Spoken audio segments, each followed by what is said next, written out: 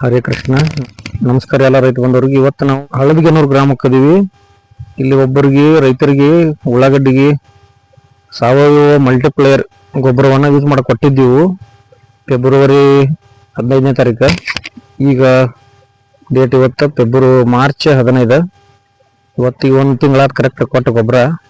1 ತಿಂಗಳ ಮೇಲೆ 5 ದಿವಸ ಹೆಚ್ಚು ಕಮ್ಮಿ ಆಯ್ತು. ರಿಸಲ್ಟ್ ನೋಡ್ಬೋದು ನೀವು. ಅವ್ರ ರೈತರನ್ನ ಮಾತಾಡ್ಸ್ತಾನು. ನಮಸ್ಕಾರ ರೀ. ನಮಸ್ಕಾರ.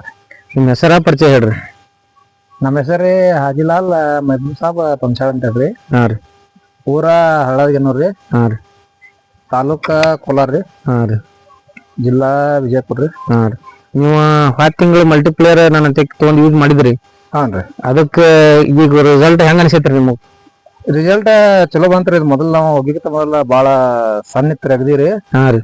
ಒಟ್ಟ ಅಗಿಗತೆ ಸಣ್ಣ ಇತ್ರಿ. ಒಟ್ಟ ಒಗ್ಯಾನ ಬಾಳ ಬಾರಿ ರಿಸಲ್ಟ್ ಬಾರಿ ಬಂತ್ರಿ.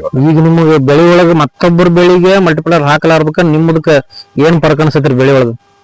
ಮಲ್ಟಿಪ್ಲೇಯರ್ ಈಗ ನಾವು ಯೂಸ್ ಮಾಡಿದ್ರಿ ಅದಕ್ಕೆ ಇದಕ್ಕ 15 ದಿನ ಅವ್ರ ನಮ್ಕಿಂತ ಮುಂಚೆ ಹಚ್ಚಾರ ಅಂದ್ರಿ. ಅದನ್ನ ಹಿಡದಕ್ಕೆ ಅದಕ್ಕೆ ಜಾಸ್ತಿ ಬೆಳೆ ತೋರ್ಸಾತಾರ. ಹಾ ಹಾ ರೀ. ನೀವು ಹಿಕ್ಕಟ್ಟ ಇದ್ರಿ 15 ದಿವಸ? 15 ದಿವಸ ಅವ್ರಕಿಂತ ಹಿಕ್ಕಟ್ ಐತ್ರಿ. ಹಿಕ್ಕಟ್ ಐತ ಅಂದ್ರಿ.